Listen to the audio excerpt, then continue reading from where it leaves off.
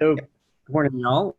I hope that you're having a lovely Indonesian evening, I think, right? And here it's a cloudy, somewhat rainy summer morning. And so it's a joy to be with you today at the beginning of my day, the end of your day. Today, we're going to talk about law and grace through the lens of the nature of your freedom, the nature of truth, the nature of conscience. And how grace and human beings interact in that regard over the course of truth and freedom and conscience. So to that end, to quickly screen share and then take it back off, you should be seeing this on the handouts that you're aiming for. Okay, it's a few pages into the PDF that I originally sent y'all. So if you go down to the one that says freedom and conscience, and it has three dark bars going down the page, one that says truth, one that says freedom and commandments, and the other that says conscience.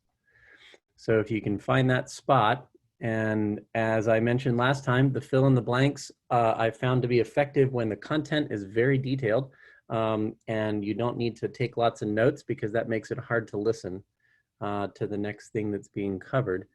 But the blanks also allows you to not get ahead of me, which is good, and for you to know exactly when I'm going to shut up, as I said last time, because that's when the handout ends, nice and simple for everybody. So I hope you enjoy this tour through. This is obviously a really challenging topic for most people in cultures in the world today, because everybody has a different understanding of what freedom means. You know, and everybody has a different understanding of what they think truth is. And to have an idea that both are objective and pointed to God is an uncommon idea in most cultures these days, and creates a lot of lack of clarity where you have people who think freedom is one thing and those who think it is another. So we're going to clarify terms of what truth is and what freedom is and what conscience is so that it's clear. But you still have to exercise your freedom to come alongside it all. And as was beautifully prayed this morning, trust your Father in heaven to lead you to a place that cultures and secularity won't get you to. So having said that, I am a bird watcher. One of the things I enjoy most, I have for lifelong enjoyed backyard birds and been on various sorts of things that one can go on in the United States to kind of enjoy the beauty of birds and stuff, and have had some pet birds in the past and worked for a pet store for 5 years and have lots of pets now. No current birds at the moment, although we have had all kind of things, everything from blue and gold macaws to chickens and ducks and geese and turkeys and all that sort of stuff. But this is not a picture of any of those sort of things. And this is a picture of, anybody want to unmute and tell me what this is? Let's see if any of you are bird watchers. What is that? Come on, somebody's got to know. They live in your part of the world. They live actually all over the world. Anybody? Apparently not. All right. Oh, come on. Seagulls? No, they are certainly about the sea, but they are not gulls. But this is certainly the same coloration as often seabirds are, but it is the ultimate seabird. This is a pair with obviously a little guy in the middle there, or a little gal, a little baby, a chick. This is a picture of a pair of albatrosses. Albatrosses. I don't know what the Indonesian word for albatross is. And Katrina here doesn't know either. So anyway, but an albatross is actually the largest, physically largest flying bird. There are a number of species of them, but one of the species of albatross has an 11-foot wingspan. Right, I'm 6 feet tall, so that's almost 2 of me is its wingspan. Not as big as the good old pterodactyls of the Cretaceous era or whatever, but this certainly is a big type of bird. And they have very thin wings, and they are the masters of all the bird world of soaring. And they spend almost all of their lives soaring over ocean waves. They are ocean-going birds, deep water ocean, over the open ocean, like the Pacific, wide Pacific. Albatrosses sometimes land on ships and such. And I bring this up for this particular type of bird because birds like this have secrets to them.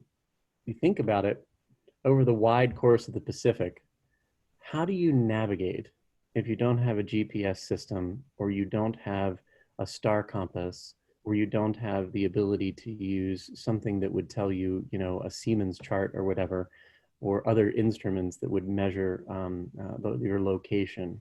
Because to be able to locate something, to be able to know where you're going, you need two pieces of information, don't you?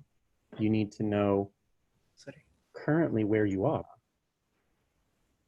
and you need to know where it is you want to go. Because if you know where you want to go, but you can't identify where you currently are, you can't get a line between them, can you? So you have to know both, where you are and where you want to be. So if you think about it, you can do that in the various technological ways. Even sailors, Phoenician and such, figured out ways to navigate. But how does a bird do it? A bird like this, soaring over the featureless open ocean of the Pacific. How does an albatross, which may wander 1,000 miles from its nest site to come back and feed this chick on some tiny atoll, how does a bird like this navigate? How does it figure out where it is, and how does it figure out where it was so it can return to it? Or even more so, when it migrates, like there's a bird, a seabird called a godwit, that migrates 7,000 miles over open ocean. And the first time it does it, it's never been to where it's going. As a chick raises up and it flies, the first distance it flies over the ocean, it's never been to the location that it's migrating to. How does it know? And the scientists have wondered that for a long time, until finally one of them figured it out. Is that this bird, as can many birds, like ducks and geese, like the ducks in your park, if you look at them, they're built in a very special way. They figured out that very small amounts of magnetic material exist within the upper bill of a migratory bird, and also in the right eye, only the right eye. And that combination of a magnetic bill and a magnetic, very small amounts of magnet, a magnet wouldn't even react to them if you held it outside, and in the eye, connect to the brain in some manner that allow the bird to sense, like you see sort of like waves on an ocean. A bird, because it's connected to its visual sense, is able to in some way see the magnetic field of the earth and navigate by it, both identifying its current place in the magnetic field of the earth and where it wants to be, and to accurately get there to the point where it could go 1,000 miles away and navigate back to a 3-square-mile atoll to find its chick. It's accurate, perfectly accurate. And a bird can do it just because its head is built that way. It doesn't need to think it all through. So you are built even more amazingly than a migratory bird that can cross the wide Pacific and nail a 3-mile wide island. You are built with a magnetic sense, in a way, to be able to discover truth, to be able to know it when you see it, and to be able to follow it accurately. You're built that way. You're not a blank slate that can go left or right, evil or good. You are built to resonate, to spot, to magnetically attune to what is true, what is good, what is beautiful. And we're going to discuss today how God builds upon his natural gifting to you, that natural innate sense like the bird has, to be able to find true north or wherever it's going accurately. And he builds upon that his gift of grace, his gift of clarity and revelation, so that you may have an even more accurate sense Because in your case and my case, your magnetic sense, if you will, for the truth has a wounding, like a bird that's been hit on the head or something. We call that wounding original sin. And it makes your accuracy threatened. So God takes care of that, and that's what we're going to explore.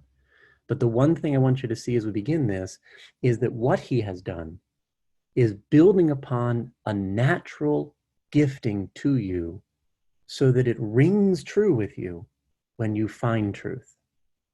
Not because you understand or have to be convinced of it intellectually, as if you're a blank slate, but because there's something built into you that rings with it already, that it's a natural ability, that he seats in your soul, in every soul that is a human being, to be able to do this. So let's move in that direction and build it all out, okay? So the first thing you see on the handout is truth, right? And it references a scripture from the 8th chapter of the Gospel of John, which I'll read to you, the brief little thing that's referenced in the black bar there, okay? Truth. You don't have to fill anything quite yet. Jesus says in John 8, Jesus then said to the Jews who had believed in him, "If you continue in my word, you are truly my disciples, and you will know the truth, and the truth will make you free." He connects freedom with truth. They answered him, the Jews answered him, "We are descendants of Abraham, and we have never been in bondage to anyone. How is it that you say you will be made free?" Jesus answered them, "Truly, truly, I say to you, everyone who commits sin is a slave to sin. The slave does not continue in the house forever. The Son continues forever. So if the Son makes you free, you will be free indeed." So there's a connection here in Jesus's mind, his message from the Father, that truth and freedom relate in some way. So let's deal with truth first and freedom second. Now, this is where you deal with the first bullet and the first thing to fill in, which is very predictable if you listened to me before. What would be the first word to fill in? The purpose of truth is to shape your freedom towards love. Towards love. That's the first word in the blank. To shape your freedom towards love. And that shouldn't be a surprise if you listen in last time, because all of God's purposing is not for the sake of making known his great power, his great knowledge, his great ability, his great overwhelming presence, omnipresence, omnipotence, omniscience. It's not for that sake. All of his presence to you is for the sake of making known not his bigness or greatness or strength or knowledge, but his love. Specifically his fatherly love. And so the purpose of him revealing stuff to us, telling us stuff about our reality, telling us stuff about him and his inner life, the purpose of him saying anything to you about what is so, revelation is what we call all that, is to shape your freedom towards authentic love, to help you discover it. It has a purpose. Revelation's point is love. Now that may seem obvious, but let me build that out a little bit more. The next line points out two threats to love in a relationship, whether it's divine relationship or just you and someone you love personally. The first you see there is the word relativism. Pope Benedict pointed out that's sort of the disease of the modern world, right? The dictatorship of relativism is what he called it. And that could be described as a lack of certitude. That's what goes in the line, certitude, certitude, certitude. The lack of surety, certainty.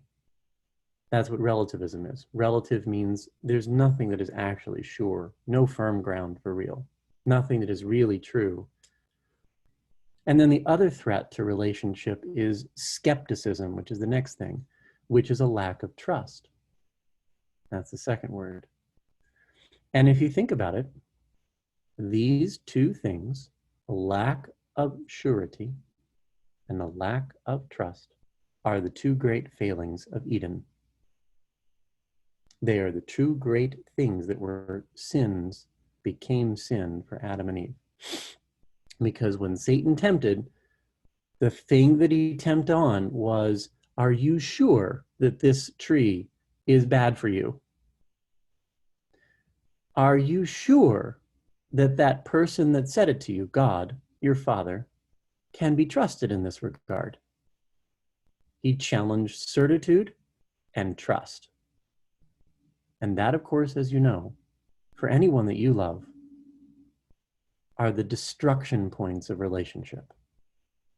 If you have no sense of certitude in the person that you know, this is sure for me about this person, and you have no sense of trust, this person going forward, I know has my good at heart. I know that they wish good, seek good for me, and seek good for themselves. Trustable. If you have not that in a relationship, you have nothing. And that's why as soon as Adam and Eve breached that territory, they had nothing with God.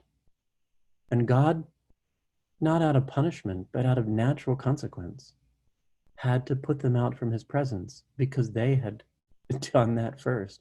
They were away from him as soon as they no longer had certitude and trust in him. They were not his anymore, and he was not theirs. There was nothing to do but separate because there was no longer authentic relationship. Do you see this? So, the truth then is always personal. It's the next line down. The splendor of truth is the splendor specifically of a person, capital P, person.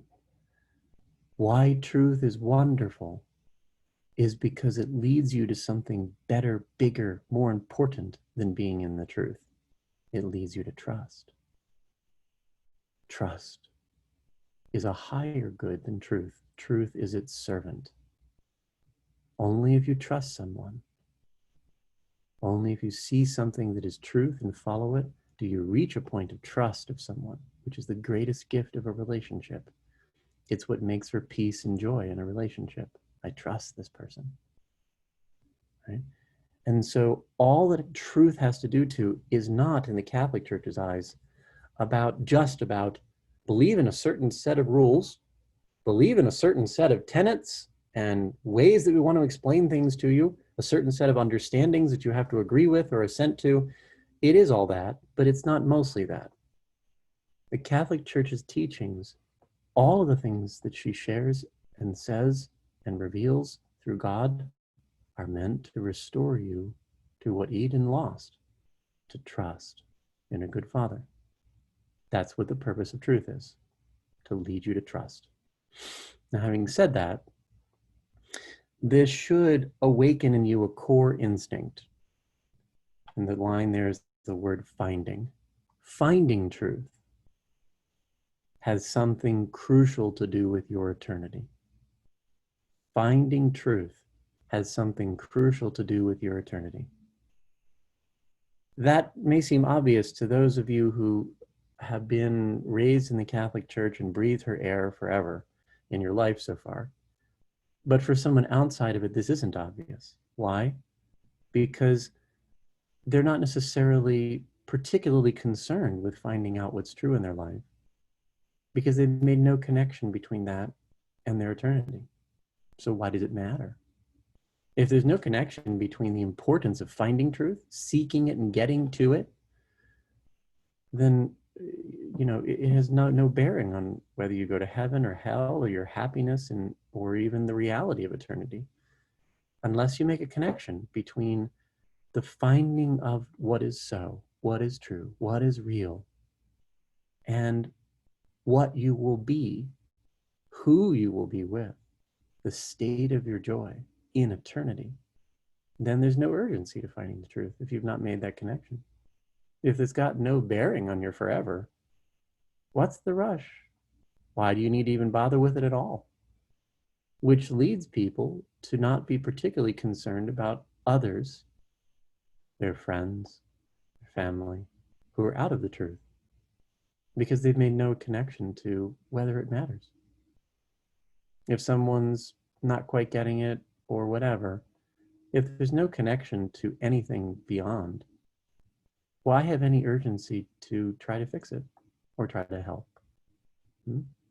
It leads to a lack of zeal for souls. So having said this, if you are instead seeing the connection between your eternity and the value of finding truth, the urgency to find it, to grasp it, if this is so, next bullet down for you, then it's folly. I don't know if that's a word you recognize. Folly, F-O-L-L-Y. It's folly to play any games with your opinions. That's the second line. You should seek only certainties. Only certainties. It's the third line on that one. Folly is another word that simply means foolishness. Foolishness. It is, if this is so, if you've connected truth with your eternity, and they're pretty vitally connected, if that's so, then it's foolish to fool around with your opinions. Your life should be about seeking what is really certain. Francis de Sales is a favorite saint of mine, Saint Francis de Sales, a French saint of the 1600s. Francis de Sales, one of my favorite things that he said is, he said, we are so attached to our own opinions and our own judgments, and we esteem them so highly. And that, he said, is why so few of us reach perfection. Let me say that again. It's a direct quote. We are so attached to our own opinions and our own judgments, and we esteem, which means hold them, so highly. And that is why so few of us reach perfection. Now, you see it today, right? You know, the news these days in most countries has become little more than about opinion. It's not about reporting the truth. It's about just what this person's view is and that person's view. Even the journalists have become basically just purveyors of their opinions, sharers of their opinions. And these days, many celebrities and others encourage essentially, you to have a view, no matter if it's related to what you know. The importance is to have an opinion, to have a view, and to make everybody know it, and to share it, regardless of whether it's connected to truth or responsibly connected to what is so. That's the trend of today's culture. And we are so addicted to, oh, this is what I think. Instead, we should seek an addiction to not what I think about something, but what is actually so. What is true, not what is my view. Because that's just foolishness to devote yourself to your opinions versus to seek what God has revealed that is actually true. So, next thing down. This, to have this point of view, requires two things, two lines: humility and docility. This attitude that I'm talking about regarding truth requires in the human being humility and docility. That work in your soul is your life's work to undo Eden in you, in me, right? That's your life work, is to get yourself to a place that Adam and Eve lacked in that moment. Humility and docility. Docility, a willingness to follow. So I will ask you a question here. The first word in the next line is the word listen. Listen. Listen before you speak. This is asking you to be intentionally taking a follower's path. So the question I have for you, for those who know you best, I know a few of you on this call, but I don't know anything about most of you. So for those who know you best in your life, whoever that might be, friend, family, for those who know you best, would they say that you are a good listener and a good follower? Sometimes to say you're a follower is an insult, as opposed to being someone that can lead. But here, the goal of Christianity is to find Daddy again. The goal is to be a follower first, and then sitting at his feet, as I said last time, learn then to turn and father and mother others. But no one learns to father and mother well if they are not first well aware and well comfortable with being fathered and mothered by God. So, for those who know you best, are you a good listener? Are you open to the need in your life to follow before other better things can grow in your soul? So, the next line says, do you wish to understand yourself thoroughly? Thoroughly is the word in there. Thoroughly, to understand yourself well, if you wish to write that word instead. If you wish to understand yourself thoroughly or well, then guard against standards and measures of your being, of who you are, and the state of your soul that are, ... either immediate, superficial, or partial. Guard against standards and measures, usually imposed by others on you, that are either immediate, partial, and superficial. So, for example, an example of that would be immediate would be, oh, you said this wrong thing. You said it wrong, you said it meanly, so I'm going to cancel you, right? Cancel culture depends upon an immediate judgment of the person such that their whole being is summed up in that failing, and they can be worthy of being completely dismissed by society upon that immediate judgment that is the sum of the value of their whole being, right? That, of course, is a destruction of the truth of that person because they're not summed up by that mistake. An example of a partial thing is to say, well, I'm great at this or that. And you're judged or defined primarily by a skill you have, or perhaps negatively, a skill you lack in someone's judgment. Like, you're good at this, you're good at that. And someone values you or you value yourself primarily relative to whether you have that skill or have that talent or have a certain insight. And it is all summed up upon that being the primary way you define yourself and your value. That's not the truth of your being either. What is an example of a standard or measure that is superficial? Well, I'm a bird watcher. That's superficial, right? Or perhaps more seriously, in American culture, I'm Black, or I'm white, or I'm Hispanic, or I'm Asian. That's superficial to your being, right? It doesn't measure your value. It isn't the full truth about you, but it can be a way by which people judge whether you have value. Or other things about your past, like I'm post-abortive, I've had an abortion, or a political party that you identify with. These things are superficial. They don't define your value, your being, but there are people that want to define your value by it. So, being in the truth means opposing measures of your value that are immediate, partial, or superficial, and not surrendering to it.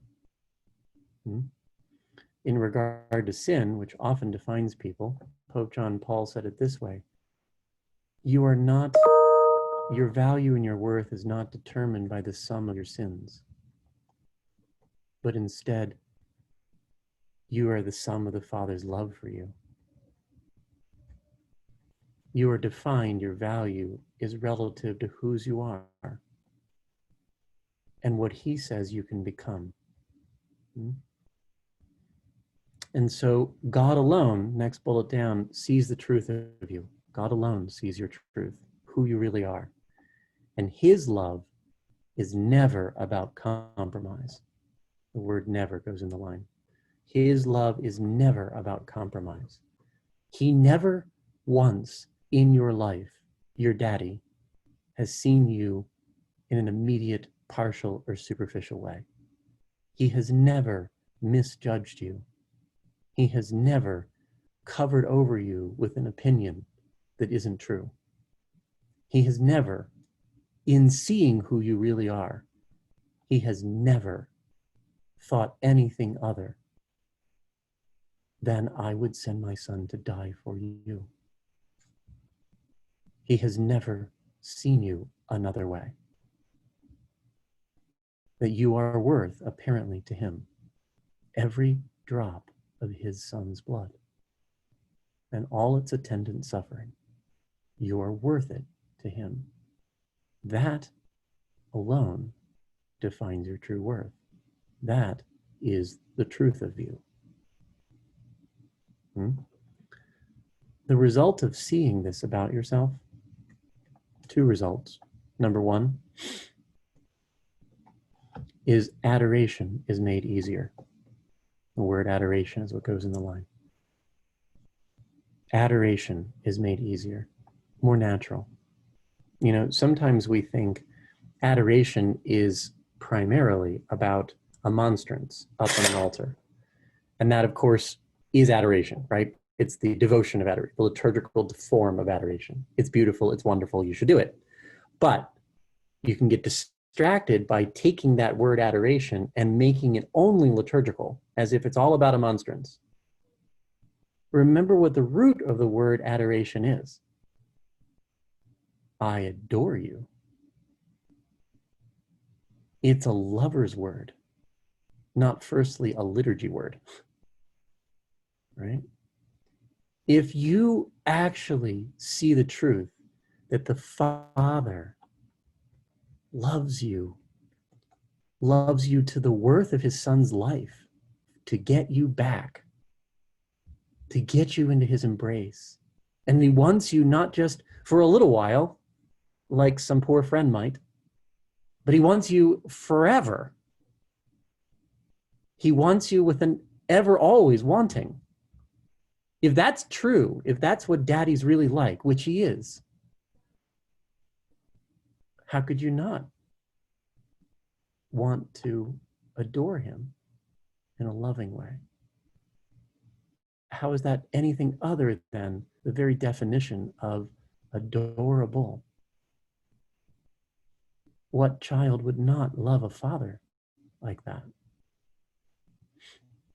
So don't make adoration wooden, as if it's only about things and structures.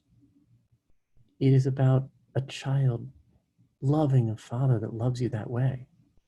It makes adoration when you see that truth about yourself relative to your dad. It makes adoration easy. How could you fail to love someone that is like that to you? And that's the truth of the universe. It's the deepest truth. The second result of that is you find an increasing wonder at yourself. Because the very idea that the God of the universe could be incredibly and to an immeasurable eternal degree interested in your fellowship must mean that there's something to you, that you're wonderful, that you can be wondered at, wonderful, full of wonder. And anything that is a step outside the truth is a failure to see what the Father sees in you. So many people do terrible things like commit suicide because someone in the world or many things in the world or circumstances in the world have pressed upon them a sense of their worthlessness. And that's so sorrowful because it's the opposite of what is so.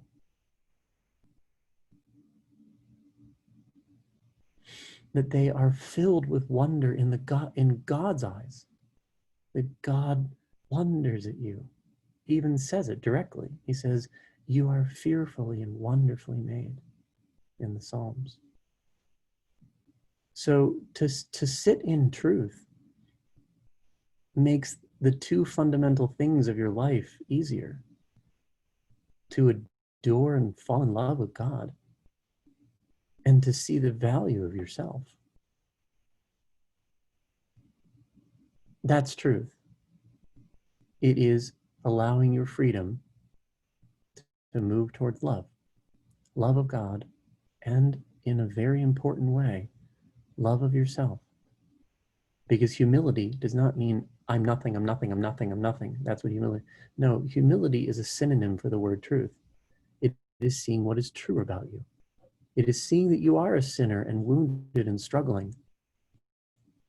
But it is also seeing that God values you at the life of his son. It is both. Humility is truth. It is not thinking of yourself as dirt, because that's not how Daddy sees you. Now, that truth, that's attractive, isn't it? And all the other truths that the church teaches, every other law, every other thing that is revealed is to support that work in you that I have just described. It serves that goal in you. You can see how it's so much more than just, okay, here's a church with its laws, follow them, or else, damnation or something like. You can see it's way beyond that. It's really not that at all, right? That's a distortion. So next thing, freedom and commandments. I'm gonna close the window a little bit here. It's nice and bright now, getting some sunshine. Freedom and commandments. Next thing down, right, on your thing. So Galatians 5, which is there, it just simply says, I won't turn to it in the Bible because it's a really simple statement. It just simply says, for freedom, Christ has set us free from the slavery of sin. Okay. Now, many people view freedom in the culture, outside of truth. Many people view freedom as you can either go left or right when you have a choice. You can either choose A or B. And freedom means getting to do either one. That's what freedom is to the culture. It is sort of a neutral idea, an idea that says whether A is bad or good is not the point. Freedom means being able to go either direction. That's freedom for the culture. That's not how the church understands freedom. It's not what freedom actually means. Because to make freedom a neutral thing, meaning bad or good, left or right, A or B, and that freedom means being able to go either way, that suggests that freedom has no purpose. Because it's neutral. It's just kind of like an ability to do something, power to move. The first bullet says, the nature of real freedom is to do the good. And so why? The first line there, as usual in God, for joy. For joy. Because the purpose, unlike the culture's view, freedom has purpose. The purpose of freedom is to give you the ability to find joy. Not just the ability to go A, B, and it doesn't matter. It's not neutral. It gives you the power to choose the right, which leads to joy, which is the purpose of the truth, the purpose of your freedom. So the purpose of truth, which leads you to love and joy, peace. The purpose of freedom is exactly the same as the purpose of truth. And they have to go together, right? Right? Just like in that bird, God provides a world to the bird, right? Provides a world to the bird. And that world is full of truth, like the waves are this high in the Pacific Ocean, and Australia is here, and the Philippines are here, etc. It provides objective truth. This is how the world is built. But that to the bird is useless unless the bird has a tool to find it, discover it, and get to it. And God adds that as well in that magnetic structure in the right eye and the top upper bill to be able to find it. Because truth has little value if it can't be found. And the purpose is to get the bird to the place where, in the analogy here, it'll be happy, right? It'll be joy to find that spot to breed in or wherever it is, or find a fish on the ocean and find its way back to its chick. happiness for the bird, the albatross. For you, of course, happiness is a different measure, but it's the same thing, is that God provides a world that is revealed in truth, objectively true. Australia is where it is. The Philippines is where it is, right? And the moral world is the same. Things are true and things are false. Things are right and things are wrong. There's a world of certitude that matches the physical world in the moral world. So he provides that world, but he has to put something in you for you to be able to find it. Otherwise, it has no value to you if you can't find it. And that is the combination, what we're talking about here, of your freedom and your conscience. Your ability to move towards the right and your ability to spot the right. So first, the freedom. So the goal, next bullet down, the goal is not to follow the law, but to interiorize it. To get it inside is another way to say that, right? The goal is not to follow the law that God shows you, but to put it inside you, to interiorize it, to put it in you, whatever you want to write on the line, that's the idea, but to put it in you, to interiorize it, okay? Because God does not want the law, his revealed truth about what the universe is like, he does not want it to remain external to you. He wants it to become a part of you, so that his goal with you isn't to say, hey, I've put a thing here and all you need to do is like see it and then acknowledge that it's true and you have no choice, and that's what actually the thing is here. The goal is to get something inside of you that wants that law, not just acknowledging that you have no choice in the law. He wants to put the law inside of you. He put it this way, to write the law on your heart. That's the way the Bible phrases it. So for example, when I get married, my wife's name is Heather. I have 6 kids. My wife's name, I marry her, Heather, and we've been married for almost 25 years, 24 years now.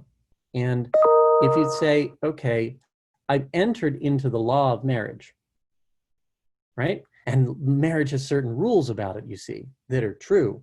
Like you shouldn't commit adultery and you should be nice to her most of the time. And you guys should do good things together, like raise kids and find a house and have a job and all this stuff. Basically, the laws of marriage are not to be contravened. That you're supposed to not hurt each other. You're supposed to forgive each other. You're supposed to not have sex with someone outside that relationship. You're supposed to not desire or sort of like seek someone else outside of that in that way, right? The laws of marriage, you could call them.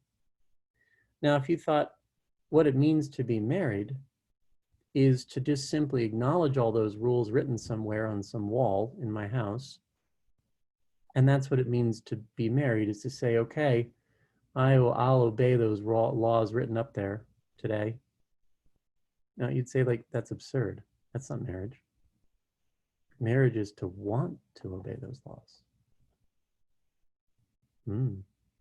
Marriage is to interiorize the law, such that it isn't an external restriction to say, don't commit adultery, that I just follow because it's the law somewhere written outside of me. Marriage, real marriage, means being devoted to that truth. And it's deeply inside of you as a desire to follow it. Do you see the difference? Think about it this way as well. Another analogy that I find helpful besides marriage. Many of you play music. I don't. I wish I could. You know, I can sometimes sing on key, but I have no ability to play an instrument. I can damage instruments, but I can't play them. A lot of you are very good instruments, but all of you, even if you don't play an instrument, you have a general sense of how you get to the point of being able to play an instrument very well, unless you're a savant or something that can play it sort of automatically. Most people take the path of doing things like, if you play the piano, you have to learn how your feet work and your fingers work and the position of your arms and where your eyes go at certain points, how you hold your body. And you have to learn, of course, the music itself. You have to learn the boring stuff of the scales, you know, and all that. You have to do all those things to be able to get to the point where you could have the freedom, that word used very intentionally, that you could have the freedom to play music. So for most people, the pathway to a point where you could walk into a room, sit at a piano, and play something beautifully, perhaps from memory, and it just be grace and gorgeous music, has taken a lot of steps before that that involve following laws, rules, how the piano keys are organized. They're not this, they're this, right? They're not relative, right? They're objective. They're true. This is how the piano is built, and it's not built another way. And this is how the foot pedals work, and they don't work another way, right? It's about objective truths that you acknowledge, get used to, and have to follow initially, for most of you who learn instruments, initially in a somewhat sort of made to do sort of way. Like someone kind of said, practice, right? It was exterior to you initially. Someone made you do it or led you to it and said, this is what you're supposed to do. Some of you really resisted that. Some of you didn't. But the point is, initially, when you're learning an instrument, the incentives to do it, the encouragement to do it is mostly outside of you. Someone's making you do it. Maybe not harshly, but still, mom or dad or a school teacher is saying, do this now for this long in this exact way. And for many of you, the experience may not have been horrible, but it wasn't exactly fun compared to what you normally would define as fun stuff to do, hanging out with your friends or whatever. It isn't fun to learn the scales at that stage, that early stage. It isn't fun because it's repetitious and it's kind of boring and you're not actually playing music yet. You're just learning basic stuff. It's not actually beautiful yet. It's not actually wonderful to enjoy. It perhaps for some people in the room could be grating. It could make them want to kill you the more you do it, right? So there's not a lot of joy in it. There's just a lot of rules in it. And often you have to be motivated by someone from the outside getting you through it. This, for many people, is exactly the experience of their early Christian life. Maybe it's the experience for some of you now, I don't know, is that the experience of Christianity feels mostly about following rules that you're not sure you enjoy to follow, or learning those rules to begin with. You know, there's 10 commandments and there's 7 sacraments and there's, 4 cardinal virtues and 3 theological virtues, all the rules, all the things, all the scales, all the stuff that you have to learn. And it's not always fun to learn it. Sometimes it's like, the incentive is a grade, to make you do it, to get an A or whatever, or because mom or dad said so, or because, your teacher, or because father said so in your parish, or whatever it is that makes you learn things that perhaps aren't as pleasant to learn because you're not gaining the fruit. See, a piano player on the far side of their skill is enjoying the fruit, right? They're making beautiful music. They're pleasing themselves. They're making art. They're pleasing others. But early on, it's not like that. None of those fruits are there. And in Christianity, early on, often people are in a place where they're trying to learn stuff without any of the fruits of Christianity, which is joy and peace and love, belonging. They're not feeling any of that stuff. They're just learning rules and laws and trying to follow them or not sure they like them. So this learning of music and learning of Christianity have a lot of analogies because the early experience of it can be much more external, and your freedom is surrendered to forces that are driving you forward that feel outside of you. In other words, you haven't made it interior yet. So for the person playing music that has gotten to a place of great skill in a piano, we don't call them, maybe you know the term a player piano. You know what that means? Player piano. A player piano in the United States is a piano, usually it's an upright rather than a grand or a baby grand. It's an upright piano that has a machine inside of it that can play the keys by itself, right? A player piano can be turned on and it will play itself in like a bar or a parlor or something. That's called a player piano, right? It doesn't need a player. But you're not, when you reach a skill in the piano, you're not like a player piano that just is programmed and makes keys get hit in the right way. That's not what a human is at a piano. Because a human who's come to the point of skill learned and interiorized all those laws and rules about how music is played, has done something different with it than a player piano. You're not just a robot, you're an artist. Because an artist is someone that has put not just correct movement and correct timing, they have put themselves into it. That's what an artist is. And an artist means you've grown to the place where it's fully interior for you. And it comes from you, not just mechanically by you obeying laws and rules. It is, in a sense, also from your soul. That's what a musician is. They're an artist because they put themselves into it. And that's what the goal of a Christian is in the use of their freedom. They get to a place where all the early days are past, you know? And so someone like Mother Teresa was asked at one point, what do you think about, do you think often about the 10 Commandments? Thou shalt not commit adultery, thou shalt not steal, thou shalt not lie, all that. Do you think about the 10 Commandments very much? Mother Teresa's answer, more or less, was, no, I don't. Why would she answer that? Because someone who is in love, someone who is an artist in charity, like an artist in music, has interiorized the law. And they no longer need external rules that say, thou shalt not, because they don't want to anyway. It's not needing something posted that says, don't steal, don't lie, don't cheat.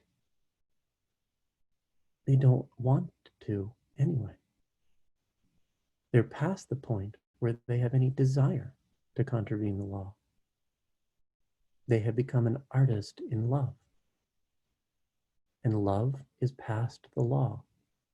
That's why Jesus could say, you become, once you are fully in grace, a law unto yourself. Not meaning you get to make up your own laws, but it means the law is fully in you, that there's no difference between what is good and right and true and what your actual desires are. That we call a saint. That is a person at peace. That is a person in joy. That is doable. It's how you're meant to be. So it's more like the albatross. There's nothing conflicting between what is true about its world and how it operates in the world. It's seamless. It is designed by its mind, its connections, its magnetic sense. It is designed to find the truth, and the truth is meant to lead it, once it finds it, to the things it needs to do to thrive. It's seamless. It's all in harmony. There's no conflict, no pushback. That's how you're made. Much more complicated, but how you're made to find the truth and to follow it. So in that sense, next bullet down, third bullet, it says, in this context, because this is all relational, there's no such thing as private sin. There's no such thing as private sin. All sin is relational. Remember I said, your freedom shaped towards love is what the truth is for. All sin is relational. When I used to teach kids for their first communion and first penance, this would be in the United States, second graders, 7-year-olds by and large. I did that for 15 years each year, taking a class of 7-year-olds to the point of receiving their first communion, which happens in your country, I'm sure. That I used to, at one point during a retreat, I used to take a sort of a large necklace that I made, just a rope, and it had on it a big sort of picture, just a laminated picture of the Sacred Heart of Jesus, right? The flame heart, right? With kind of rays coming out from it. Just a simple symbol of the Sacred Heart, big, like this big, filling your chest.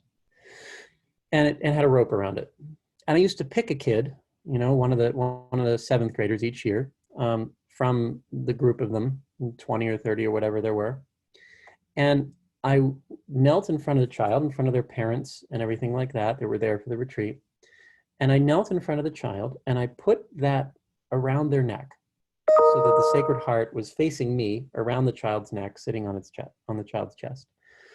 And then I would tell the child in front of the group, I would say, okay, for this, I'm going to say, you're God. You're God. And the child would go like, ooh, what do you do when someone tells you you're God, right? So you're God, and you got the Sacred Heart around you, you're Jesus, right?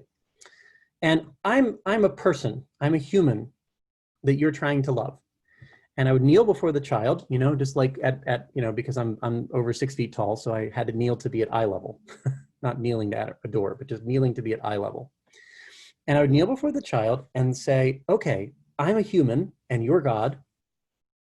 Now, to be able to commit sin, sin requires knowledge. You can't sin in ignorance, right? You have to know to commit sin. So if you don't know something's a sin, it's not a sin. You have to know. And there are different ways of knowing. Some knowing is built inside of you. You can't get away from it. Like any person that's rational, you do not need the Bible to tell you that murder is a sin. It's built into you. There are some types of sin that you need knowledge for. Like, for example, desecrating the Eucharist, abusing the Eucharist in some way. Like taking the Eucharist out, the host, God forbid, and like stamping on the floor. For that to be the full sin that it is, someone has to teach you that that is God present sacramentally on earth, right? By your natural knowledge, you can't know that that is so. Someone had to catechize you to tell you what the Eucharist is.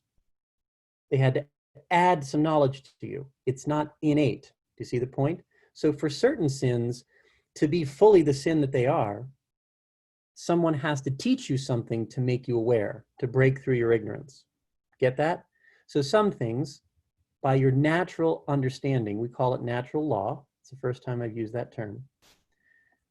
Your mind is aware. It's built into you. As I said, you're not a blank slate. It's built into you to know that that's bad. Like lying, stealing, things like that. It's built into you. You don't have to be taught that.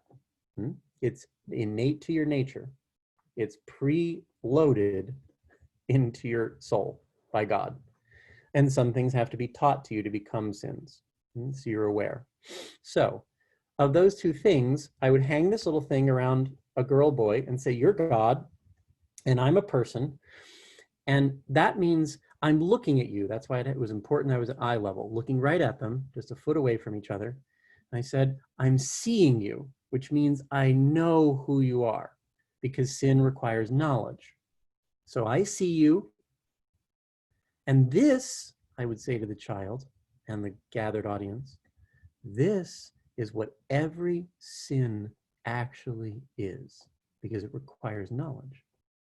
It means that I'm looking at you, this child, and now looking at you, knowing you, I now choose to hurt you.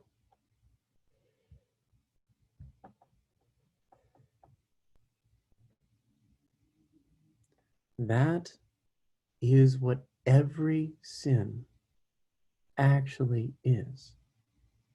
It's not the contravening of a law, firstly. It's not the breaking of a rule, firstly, though it is those things. It is the harming of a lover. It's not the breaking of a rule, it's the breaking of a relationship. Because all sin is about whether you love or whether you don't. There's no private sin, meaning I did this in my bedroom and nobody saw and nobody was hurt. So it's not really harmful to anyone else. Because it's not just about God. As I said, I'm a daddy, right? I have 6 kids, me and my wife Heather, from ages 7 to 18. I have 3 teenagers and then 3 younger from that.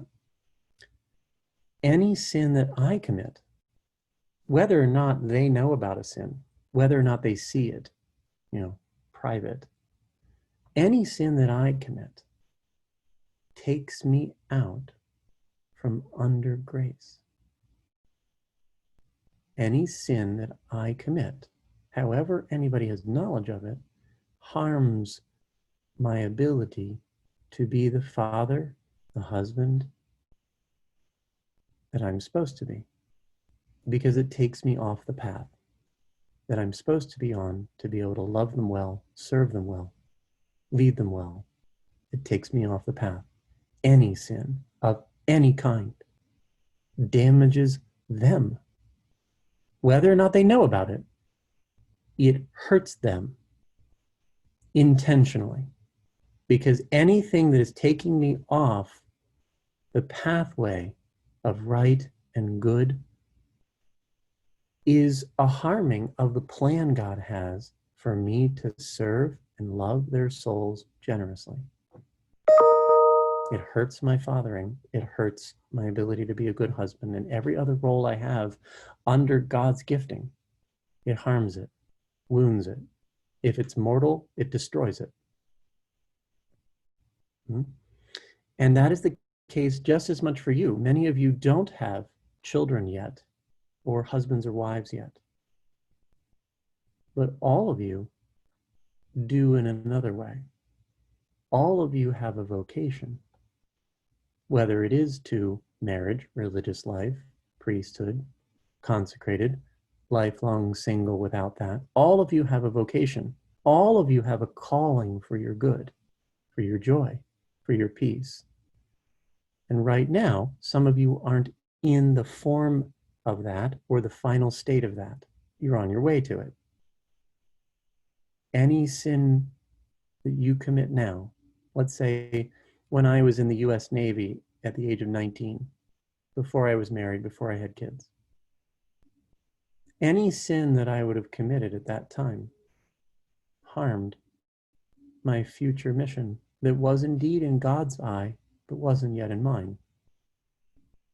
It was there. Those children's lives were my mission, but it just wasn't there yet. But it was no less my mission. It was my future. It was what God willed for me.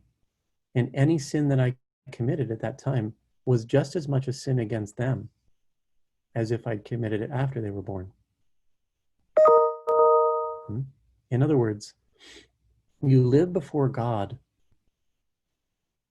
as if what is true, your future, as Ephesians 2 says, he has given you ways for you to walk in, works for you to do. And no matter the stage of your life, any sin you commit takes you off that path, wounds it, harms it, makes you blind to it, delays it. And that hurts others, doesn't it? Because along that path are people you are called to. You're called to love and grow and benefit and gift yourself to as father, mother, whatever. Any sin harms that. So that puts the lie to the idea that any sin is private, because any sin harms what you're called to and hurts the Sacred Heart. Like that little child with a thing around. Any sin is a seeing, because you have to know, you have to have knowledge. Sin can't be committed in ignorance. And it's saying, though I see, I now choose to commit it, because sin is done in freedom. And that's saying to God, essentially, and to your future, I choose to hurt you. It's a deeply relational action. So, the next point about freedom.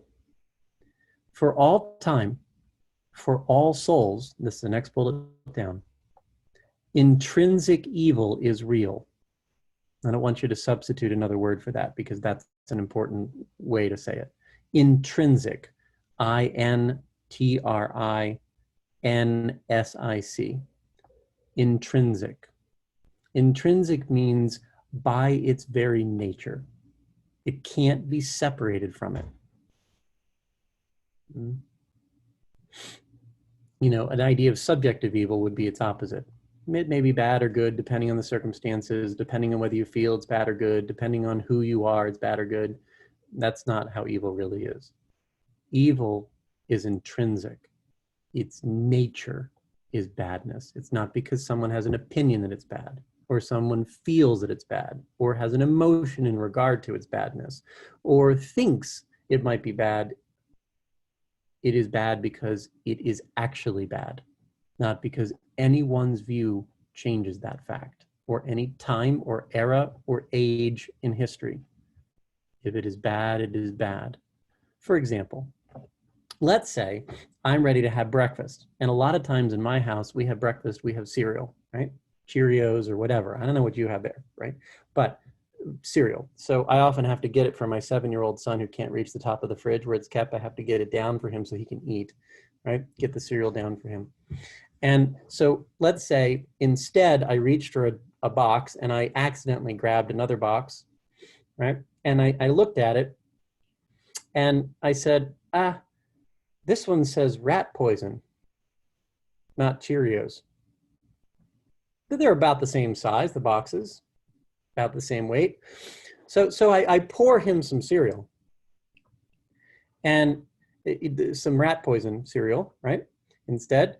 And he sits down and pours some milk on it. And I say, hang on a sec, Gregory is his name. Hang on a sec, Greg. And I look at the back of the box, you know, where the directions are and stuff, you know, all that description. And it says at the back of the box that there's a 1-800 number, a number that I can call for some questions or information. So let's say I call that number, right, on the back of the box, the rat poison box. And I get some person on the phone, some lady or whatever answers and says, hi, we're the rat poison company. How can I help you? And I say, I'm about to feed this to my son. Is it okay to do so? And the lady says, oh, yes, sure, it's just fine. I say, thank you, I just wanted to check. So I hang up and I let my son go ahead and start eating the rat poison. Now, what will happen? I know you're all muted, but basically what will happen? What will happen is Gregory is not going to have a good day. Neither am I, at the least, right? Because the rat poison is intrinsically bad for him. And nobody's opinion of that, mine, his, or the lady on the phone who is the authority, even someone who has authority and has an opinion different, cannot change whether it is actually bad. What's the point? The point is, if something is evil, even if someone in authority says it's not, like, oh, your local priest in confession said, oh, you know, Father, I committed a sin of sexual sin. You know, I used contraception and I had sex outside of marriage. And the priest says on the other side of the screen, no, that's not a sin anymore. That's not bad. No worries. Even if someone in authority says, oh, that's okay, no worries. When something is evil, it is intrinsically bad for you. There is nothing and no one that can make it good for you. And that is how the universe is arranged. As I said, the physical laws are absolute.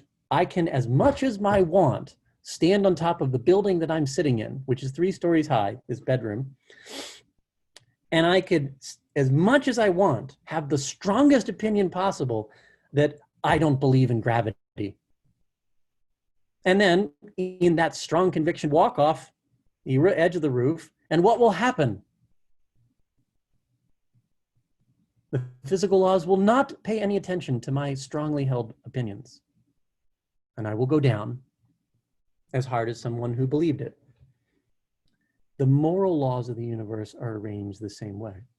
The physical laws and the moral laws are both authored by God, and they are both absolute. They are both truth that isn't malleable, are changeable. And only in Satan's temptations do the physical laws be considered absolute and the moral laws become relative. Because there is nothing any authority, nothing any teacher can say that will make killing someone good for you. Murdering someone, I should say.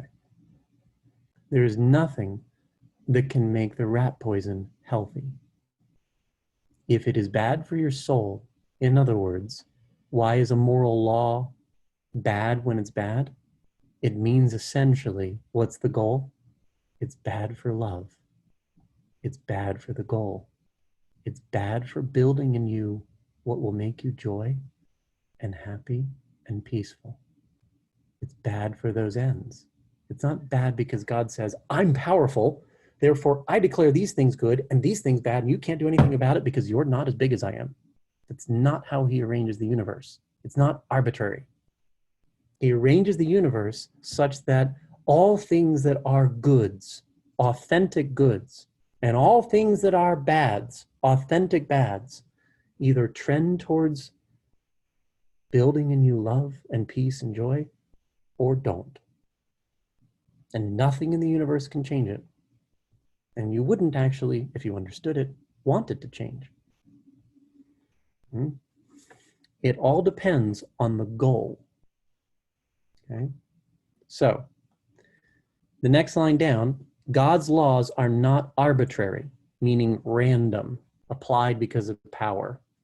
Right? God's laws are not arbitrary. They flow from his nature, and his nature is love. And to draw you to love.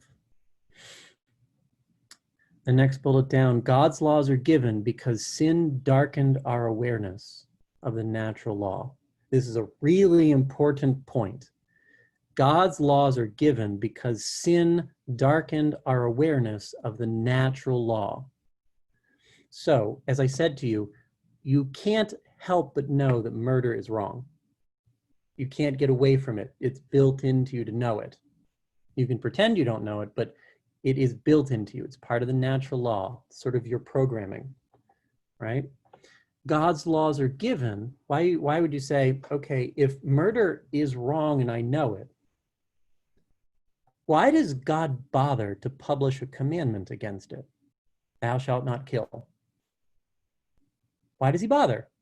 If it's already innate, if it's already interior, if it's already built into us, why does he need to publish a commandment? Why is there a law? The answer is because when sin entered, it darkened your awareness. It weakened your intellect. It disordered your desires. It made you less able to spot that inside law. It made it less accurate because sin wounds, darkens, and distorts. So because of sin and its effect on us, God in his fatherly generosity took another step. That if your interior barometer, your magnetic sense, is damaged, he provides what the albatross doesn't have. If the magnetic sense is not as accurate, if that was the case for the albatross, God in his generosity would provide a signpost sitting out in the Pacific Ocean that said, Australia that way, right? That's what the commandments are. That's what every law is that God reveals, is it's taking a wounded magnetic sense in us because of sin, and it's giving you the further generosity of a signpost that reminds you and clarifies and gives you additional ability to see it clearly. It is the gift of further clarity for a wounded humanity. That's the purpose of revelation in terms of the law. Its purpose isn't to make you feel more restricted or anything like it. It's to help you spot what you're meant to follow to find joy and peace. That's the purpose. Because every one of the 10 commandments, all 10, are actually part of the natural law. They are already interior to you. all 10 are natural. They are built into you to know they're wrong. So why publish the 10 Commandments?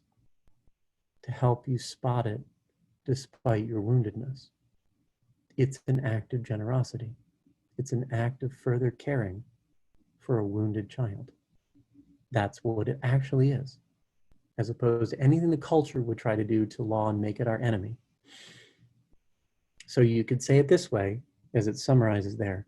The order of authority, why do we have authority over us in the church, exists to support the order of love. It makes love possible. It makes it more findable. It helps us get there. It's a generous act, very different from how the world views the law. The last thing is conscience, and I'll move through this quickly. There's check marks here as bullets. There's a reason for them, because if you check each of these and acknowledge them as true, it gets you to an unalterable conclusion. Conscience. The first step. Your conscience isn't, or is not, whatever contraction you want, your conscience isn't, or is not, an infallible oracle. It isn't an infallible oracle. It is not an infallible oracle. Paul says in 1 Corinthians there that he's not his own judge, is another way to say this. I could say it to you this way. Being infallible means to be without error. An oracle means like a truth thing, like a sage up on a high mountain. I'm going to an oracle to find out what's true. Your conscience isn't that. It isn't without error. It isn't infallible. And I could say it this way. If you were to ask yourself in honesty, in my conscience, ask yourself, does it always and in every case, no matter what, no matter the conditions, no matter the stresses, no matter my emotions, does my conscience always find the truth and spot it? Every single time. Anybody that's humble would say, no, of course not. Of course, sometimes, that I don't always get things right. I don't always figure it out correctly. That's the first step. The first step is to realize that you're not your own judge, as Paul says, St. Paul, that your conscience is helpful. It is a magnetic sense, right? That's the analogy. But it isn't without error because it's wounded. Your conscience doesn't get it right 100% of the time. Now that creates a problem because the next bullet says it's very important to realize that your reason, your ability to reason, isn't or is not the court in which the faith is judged. Many people think, again, outside Catholicism, they think what I judge is true. Judge is whether I follow what this faith teaches. If I think it's true, then I'll follow it. If I don't think it's true, then I'm not bound to follow it because that's what my conscience says. That's the presumption that somehow your reason is the courtroom in which the faith is judged. And that's got it backwards, right? Because God provides the law and the truth, reveals it to you so that you can figure out how to find it. Not for you to decide, oh, I think I'm here in the Pacific Ocean. I don't care what anyone else says. I think I'm in this position. But it's not necessarily right if your magnetic sense is wounded. So humility. The next point is a dangerous point, third point. Yet, you must follow your conscience. 1 Timothy says as much. He says, failing to follow your conscience makes a shipwreck of your faith, is how he puts it. Paul puts it that way. Yet you must follow your conscience. Now that sucks. Because if you put those two together, that your conscience can err, it can make mistakes, yet you must follow it. That creates a problem because that means your conscience could lead you into error and you have to follow it. Some people ask at this point, why do I have to follow my conscience? Well, then if you don't follow your conscience, then you're not being true to yourself, because what essentially is conscience? It's the deepest inner sense of what is right. If whatever you actually conclude in your conscience, you don't follow, what does that make you? Right? It means you're not true to yourself. It means you don't follow what you feel is right. And that's not how a human can tick. It's not how you should operate. Whatever you actually conclude is right to do in your conscience, you must follow. The point I'm making is that sometimes conscience is inaccurate. And because you must follow your conscience, or you're just being false to yourself, that's a dangerous combination, isn't it? So what does God do about that? Next point down. This implies, this problem that I pointed out, implies the need to form your conscience, which the Catechism makes very clear, Bible as well, of course. This implies the need to form your conscience, because if your conscience can err, to make a mistake, and you still must follow it, the solution is you must form your conscience so that it doesn't make mistakes. And how do you do that? Next bullet down. A reliable standard is needed, which God has lovingly provided. Has lovingly provided. And what is that? Mother Church's guidance. Last bullet. Mother Church's guidance. That's why I had you fill in the word mother, because many people get away from the idea that the church is a mother. I've said a lot about God's fatherhood. The tradition strongly views the church as our mother, God as our father, and it is the guidance. Begin then to consider her, meaning the church, your own mother. Have you ever thought about the church as your mother? Yeah? Pope John the 23rd wrote an encyclical called Mater et Magistra in Latin, mother and teacher. It was an encyclical, a teaching about the church, Mater et Magistra, mother and teacher. That is her role. Her role isn't to make your life harder or to impose culturally irrelevant rules or anything like that. Her role is to reveal to you the truth that God the Father has spoken into history through the Bible, through the church's magisterium, to reveal to you the truth so that you may find love and peace and joy reliably, or your conscience without that guidance might fail you. So God has put that magnetic sense in you, which is your conscience, to find the truth, to find where you want to go, to find it successfully. And it is, outside of sin, accurate, like it is in an albatross. It finds the spot, it finds the island. But because of sin in you, the bird doesn't have to worry about sin, you do. Because of your freedom and your freedom to sin, you have been wounded by sin, original and personal sin. And that makes that magnetic sense damaged, wounded. It's still there. It's still important. It's critical. It helps you spot the truth, but it isn't perfectly accurate because it's damaged.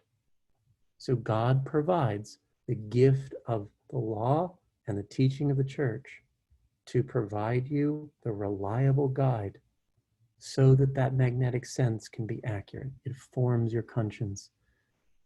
And that's only works if you trust. Right? None of this works if you don't trust. And that's why it's the fundamental thing of truth and freedom and conscience, law and grace. God gives you all that I have just described to you is the gift of grace. It is gift. The definition of grace, in a simple way, is it's God's love given to creatures that aren't God. When God loves in his own inner life, it's called love. When he gives it to another creature, it's called grace. It is simply love. So all this time that I've been talking about God's love, I have been talking about grace. Because that's what it is.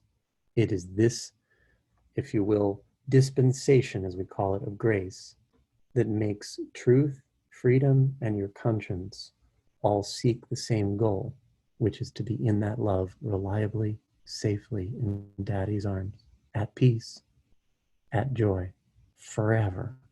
because you're wanted. And he's done everything he needs to, including building a world that is true morally and physically, building into you that magnetic sense that spots it. And then when you're wounded and hurt, he gives his child guidance and law and mothering to help you heal and get back to it. He's good and he can be trusted. So let's stop there. Questions?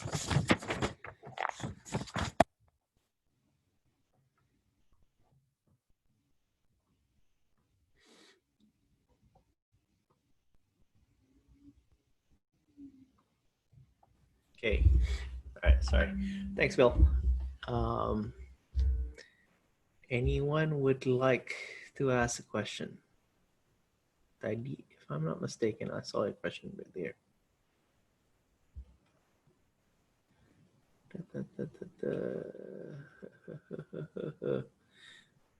Okay. Hi, Adele. Why Jesus called Mary woman at Cana? I think we answered this question a few sessions before, right? Marcella, did I get that correctly? Yeah, I can touch on it if you like. Yep, That's absolutely. off. It's fine. Jesus called, that exchange occurred in the Gospel of John. And essentially, you notice Jesus never calls her by name in the way that we normally would relate to. But remember, especially in John's Gospel, John is careful to record things as a writer that have to do with the big picture of salvation history. And this is part of the big picture. Far be it from Jesus, you know, if you could say, what's the other interpretation? The other interpretation, the wrong one, would be somehow he's disrespecting his mom. And of course, Jesus is the perfect man, right? And therefore the perfect son, right? So he could never do something that would be disrespectful to his mother, especially at that moment from the cross, you know? And especially at Cana when they have an intimate relationship in this way. So it would never be correct to assume that he's referring to her as woman in any form of disrespect, whether at Cana or at the cross, right? Remember the cross, he said the same thing. Woman, behold your son. So we see this happening at this point at his first miracle at Cana and at the cross. And so we have to interpret it in light of all of Revelation, which assumes that Jesus' attributes are perfection and love, and therefore a perfect loving son. So what would a perfect loving son do? So certainly not disrespect mama. So you couldn't go that direction with it. So what then must be the reason? It must be something else we're looking for. And generally where theologians land is they simply say that from all eternity in Genesis chapter 3, Genesis, the third chapter of the Bible, Genesis refers to the interchange between Satan and Adam and Eve. And at that point, in Genesis 3, the generous Father that is God allows the punishments to be there that must be there. And in giving punishments to Adam and Eve and then to Satan, the punishment to Satan says, a woman, there will be a woman that will come and her offspring, and they will crush your head and you will strike at his heel. Right? That prophecy. The prophecy was a woman, the woman. And that prophecy is quite recognizable in light of Christian revelation, centuries later, is identifiable as Mary. She is the one whose offspring crushes Satan, right? Which is so often why Mary is pictured in our statues with her head, her heel, her foot rather, on Satan's head, right? Standing on her. That's why she is the woman. And so when Jesus refers to her in this way, he's identifying her eternally. He's identifying her with the very earliest act of generosity of the Father. Because what is the Father saying when he's giving punishments to Satan, Adam, and Eve? He's saying to Adam and Eve, I give this punishment, but I also give a prophecy. I also give a promise, which is why that passage in Genesis 3 is called the proto-evangelium, the first gospel, the first good news. It's saying, yes, punishment is due here, but I will fix this. There will be a woman that will come and her son, and they will crush Satan. It's a promise of goodness right in the middle of the punishments. And when Jesus says, woman, what is this to do between you and me at Cana? Well, woman, behold your son. He's identifying her as that fulfillment and himself as that offspring. John, in his gospel, is very oriented to this kind of point to be made. He's very prophecy oriented. It's very characteristic of this gospel writer to point something out like that. I hope that helps. Thank you, Bill. Adele, does The next, okay. the next, Leonard, please. all know renouncing Jesus is a sin. This is what's written in the chat. All priests know renouncing Jesus is a sin. What if a missionary priest is offered to renounce Jesus in exchange of his parish members not being tortured? In that case, if he chooses to renounce Jesus, he is wrong or not? Silence movie left me wondering. Okay, so this obviously, none of us could ever presume to put ourselves in the place of a martyr or someone being faced with it. None of us have faced that yet. And it's impossible to know what those strains will produce in your reaction. Now, ideally, and the many that have accepted martyrdom live that ideal, so it's not unlivable. Basic position of someone in the world, you or me, is that this world is a passing place. This world is not permanent. It is not our home. That this world exists to prepare us for another. This world exists to prepare our souls to accept a belonging that isn't yet ours fully. If that's the case, someone that is deeply in this understanding and is faced with a threat, which many thousands of martyrs in the church's history, named and unnamed, have faced, realize that. They realize whatever threat I'm facing now physically, or even threat to another, it's not about sticking around. It's not about saving people in their lives in the church militant. It's about saving souls for the church triumphant. And whatever earthly threats occur to a soul, they cannot, as Romans proclaims, they cannot steal your salvation. Nothing in heaven, on earth, or under the earth, not fire or the sword or anything can take us from the love of Christ. A martyr that brings that to mind in their fortitude, in grace, at that moment of strain and threat, usually will act in a way that is not according undue importance to saving a life in this life. They instead will say, these circumstances are allowed by God. This will be the way home. This will be the way home. Now, we can never, as I said, put ourselves in the place of someone faced with those stresses and strains, a priest over his flock, for example. And so we can never presume to look at someone and judge them in that circumstance, because they try to judge on the generosity that they have, and their struggle is beyond compare in that moment. So we can't judge an action in that moment. But generally, the pattern to follow is the idea that saving human life in this life is not the highest good. The highest good is assuring salvation in the next, which means that some people can die, and that can be the better good because it delivers them to the goal that they had in the beginning. Right? There was a woman, you may have heard of an incident in Japan back in the 1800s called the Great Kyoto Martyrdom. You can look it up if you wish. And that Japan was interested in ejecting its Christians, by and large Catholics at that time.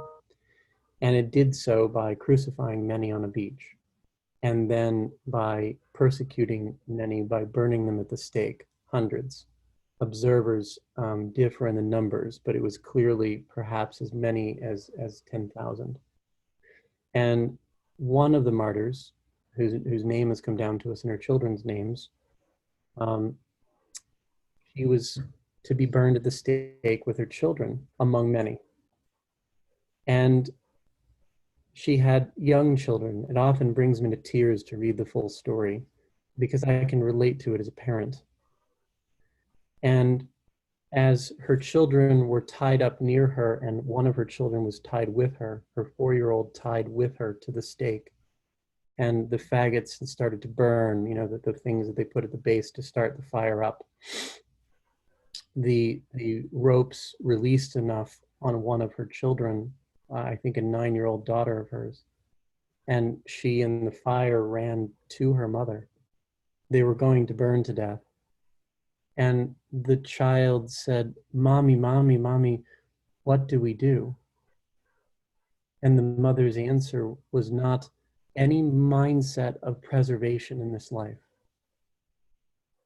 Her mindset was trust Jesus and Mary. Because her mindset was not about how do I preserve this child, but how do I save this child who is threatened now with death. And they all burned together. The mother was found burned to death, still clutching that 4-year-old, having done what a mother's highest duty is, to the very end, focus on the salvation of their souls. To the very end, proclaim trust above all. I hope that helps you think about this a little bit in terms of what you could pray for yourself if you ever face such a circumstance, and never condemn someone that blanches or might blanch before that strain, right? Yes. Thank you, Bill. Hey, Bill. Good evening. Thank you good morning to you. Thank you for the sharing. I have a question. My name is Dityo. I really like your analogy about the story of the bird, how it migrates with a very small magnetic organ on his.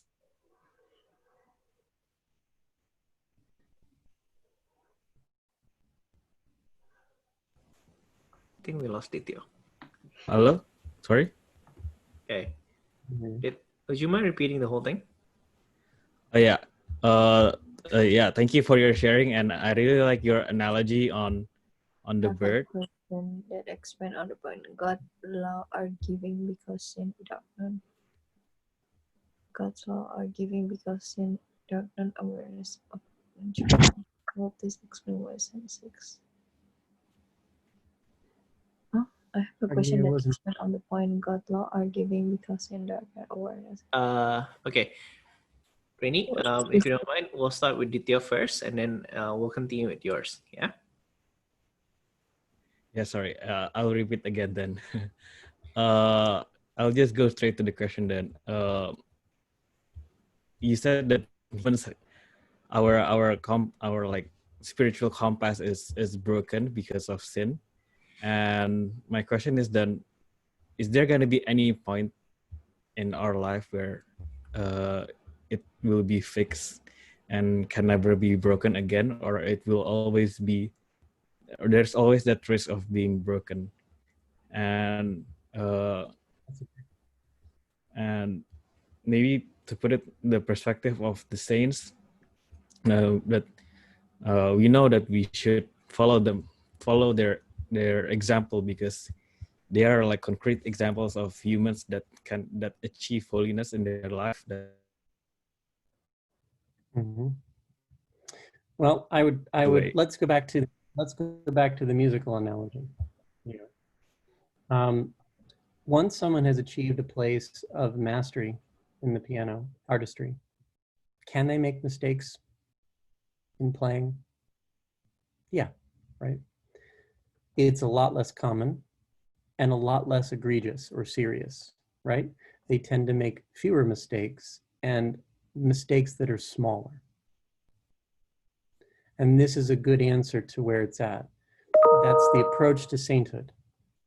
the saint is not immune. The saint that hasn't yet gotten to heaven, the one that has reached high sanctity, let's say, in this life. They're not immune to temptation, but they're a whole lot less likely to fall to it because they've much interiorized the truth and trust very highly. And when they do fall, it's likely to be fairly small. It's likely to be venial, in other words. So, yes, we are never completed works in this life. Heaven is the only place that is free from temptation and the flesh and the devil and all that.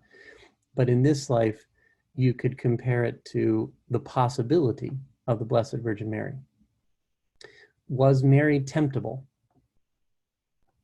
Absolutely, right? Jesus was temptable, right? And was tempted, right? The three great temptations in the desert. So Mary was not in any way kept from temptation, but she existed in a state of a full interiorization of the truth. There was no difference between her desire and what was true.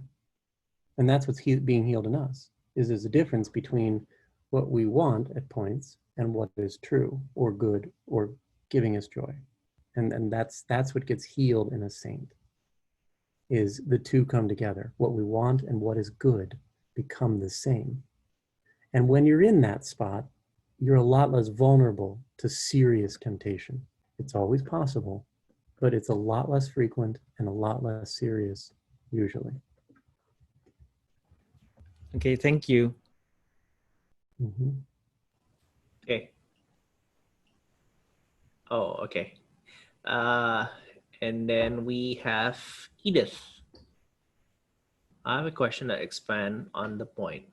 God's law are given because sin darkens awareness of the natural law. Would this explain why same-sex activities are not allowed and is a form of sin? That helps. Yes, that's a good challenge. Again, we have to distinguish between the temptation to that type of sin and the action of it, right? Because no one is evil because they're tempted, right? Jesus was tempted, Mary was tempted. No one is evil because they're tempted to sin or they feel a pull towards it.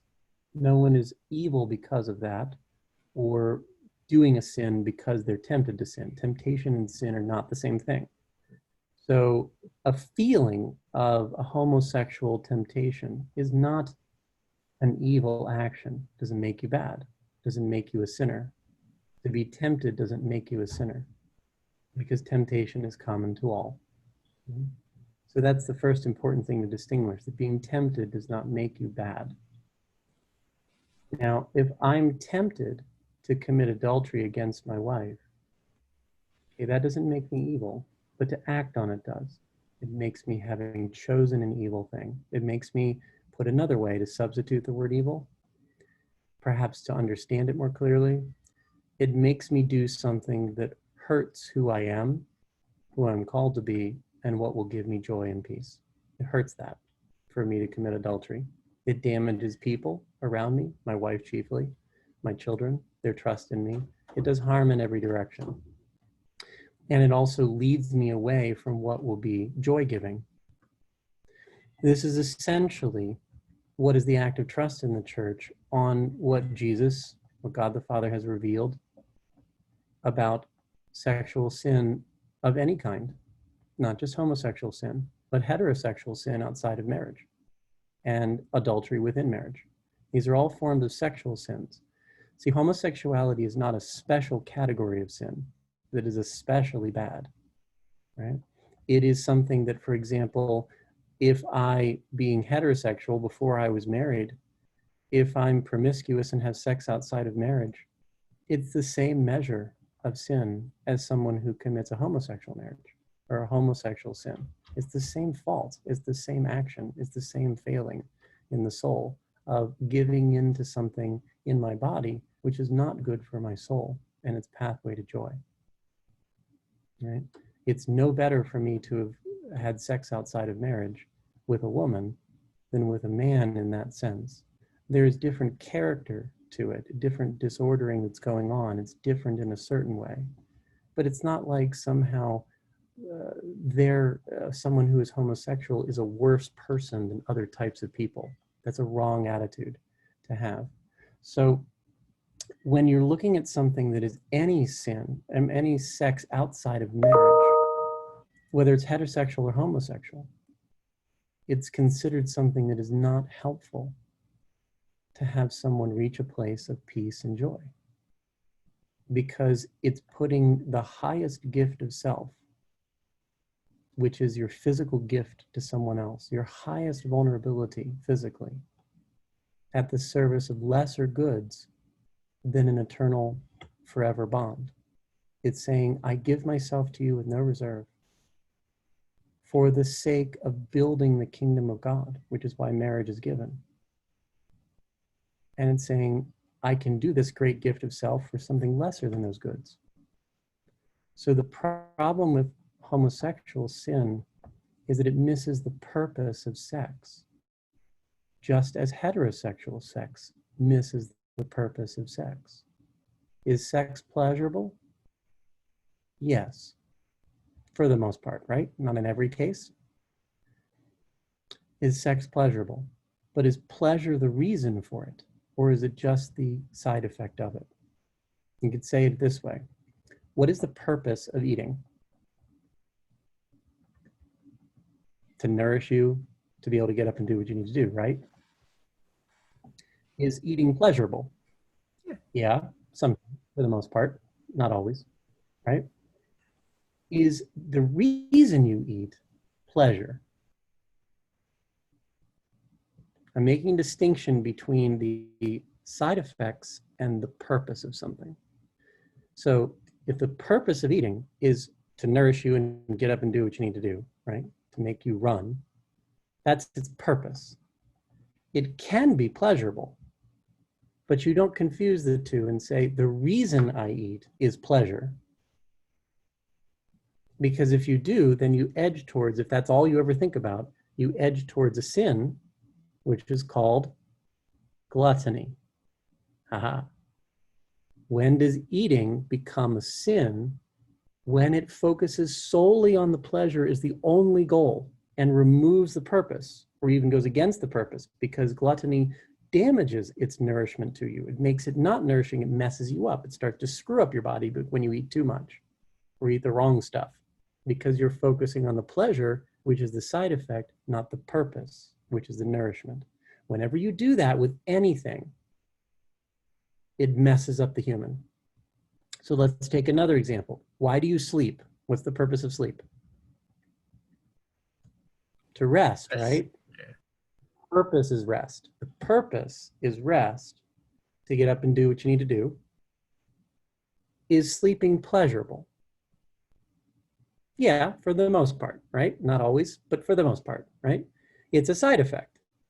You don't sleep because it's pleasurable. You sleep and it's pleasurable sometimes. You sleep because you need to sleep, right? You eat because you need to eat. Its purpose is different than the pleasure that accompanies it sometimes. Now, layer that onto the sexual thing, right? Is sex pleasurable? Same answer, right? For the most part, not always, but yes, for the most part. But what is its purpose is the question. What is its purpose? It's kind of obvious with eating and sleeping, a little less obvious to the culture with sex. What is the purpose of sex? Why did God give it? In this case, it's two purposes. The purpose is to unify two fully and to allow there to be offspring that builds the kingdom, that gives him creatures to love and to father, and to give you that experience too, to raise them. So its purpose in that case is twofold: to create unity and bonding, and to create babies to be loved and fathered and mothered for the kingdom, for God and for you. That's its purpose. So anything that focuses on the pleasure that damages the purpose is going to be a sin. Just like focusing on the pleasure in eating becomes a sin of gluttony.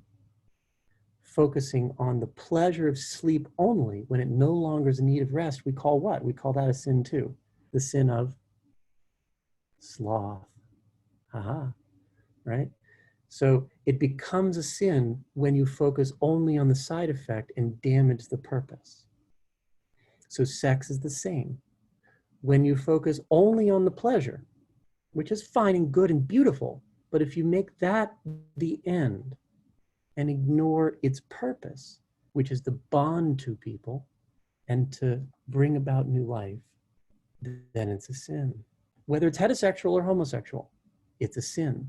For example, if I go to a prostitute, what am I damaging? Right? It's pleasurable, theoretically, right? At least for the guy, right? Usually not for the woman, right? It's a victimization of her. So for the guy, what is he seeking? He's seeking pleasure at the cost of any interest in bonding with her or being in unity with her. He's no interest in that, and certainly no interest in babies. That's why it's a sin, because it has made the pleasure have hegemony to the detriment of its purpose. Contraceptive sex follows the same lines. There may be unity in the couple, but it is saying we don't want your potential gift of life within it. We'll decide to exit that out. And that's a sin because it is damaging the goals, the openness to life, which is the purpose of the gift. Heterosexual sex can also fail this when you're just sort of sleeping around because it's focusing on the pleasure and you've no intent for a permanent bond, no intent of unity, which is what it's existing to do for two humans. And homosexual sex does the same thing in a slightly different way. It is making the focus something that cannot bring about new life, right? It's focusing on pleasure and perhaps bonding, maybe, maybe not, depending on the situation, but bonding in a way that does not allow the second purpose to exist. And therefore, it's not according to the reason it was given.